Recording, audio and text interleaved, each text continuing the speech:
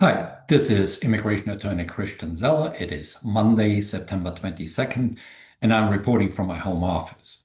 This is an important update for all of our H1B employers, H1B visa holders, and H1B status holders.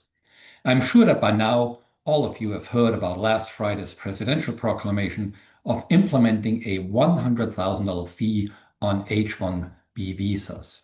Now, as of today, September 22nd, my alert reflects our understanding of the administration's proclamation regarding the entry of H1B workers into the US.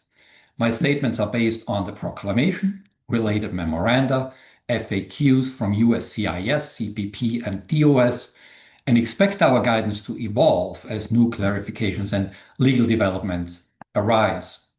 Now, most importantly, given expected future changes, we are advising all our H1B workers within the US to refrain from international travel until the proclamation's guidance is more clearly defined and implemented. Now, over the weekend, we have received numerous questions about the proclamation and its impact, and there are two scenarios where we definitely know the answers to. First, does this impact individuals with an approved H1B petition? The answer is no. Those with an approved H1B petition before September 21st, 2025 are not affected by the new fee. Second, does this impact H1B petitions filed before September 21st but are still pending? No, it doesn't. These petitions will continue to be processed under the previous rules, regardless of whether a decision has been made, whether you're going to get an RFE or another request, as long as the petition has been properly filed prior to the effective date being 12/01, September 21st, 2025. Now, on the other hand, there are a host of scenarios where we do not have answers yet. The memoranda published are helpful to an extent, but they do not consider everyday H1B circumstances. So, for example, what happens with a change or amendment of status, meaning you are currently in another non-immigrant status or you're in H1B status and you want to amend that status?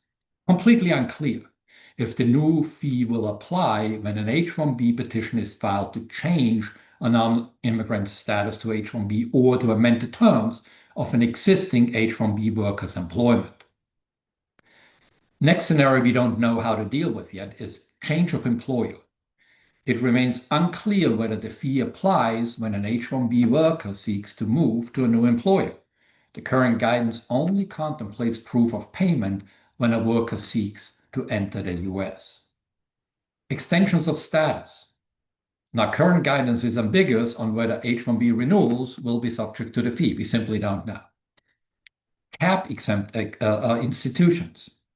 Cap-exempt organizations such as universities are typically not subject to the annual H1B quotas. However, the new fee applies to petitions filed on or after September 21st, 2025, and the guidance does not distinguish between cap and cap-exempt employers, and thus we must assume that the fee applies to cap-exempt employers for H1B beneficiaries currently outside the US who seek entry, and for all new H petitions filed after 9/21, 2025.